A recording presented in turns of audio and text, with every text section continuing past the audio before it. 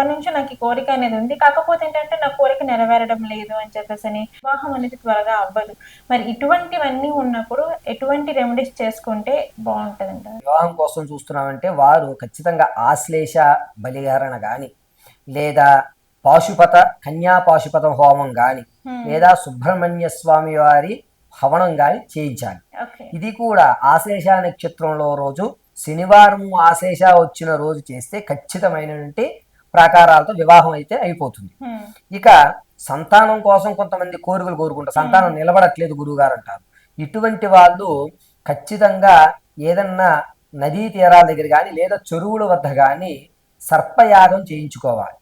సర్పయాగం చేయించడం వల్ల నిలబడేటువంటి అవకాశం కలుగుతూ ఉంటాయి. ఓకే. లేదు గురుగారు మేము అంత ధనాన్ని వెచ్చించలేకపోతున్నాం, ఇంట్లోనే కొంచెం రెమెడీ చెప్పండి అన్నప్పుడు, వివాహం కావాలి అనుకున్న వారు ఏం చేయాలి అంటే ఖచ్చితంగా అమ్మవారి ఆరాధన ఎర్రటి మందారాలతో ఇంట్లోనే ప్రతినిత్యము ఉదయము నేతి దీపం పెట్టి ఎర్రటి మందారాలు 11 తీసుకుని దుర్గా కవచం కానీ లేదా దేవీ ఖడ్గమాల కానీ 21 రోజులు ఖచ్చితంగా చదవాలండి. 21 మందారాలు 21 రోజులు ఉదయం నేతి దీపం, సాయంత్రం కొబ్బరి నూనె దీపం పెట్టాలి ఖచ్చితంగా.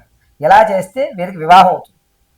రెండోది, ఎవరికైతే సంతానయుక్తంలో కోసం చూస్తున్నారో వీరు సంపెంగ పువ్వులతో కానీ లేదా జాజులతో కానీ మీరు దేవీ ఖడ్గమాల పూర్తిగా చదువుతూ పువ్వుల నూనెతో దీపం పెట్టాలి.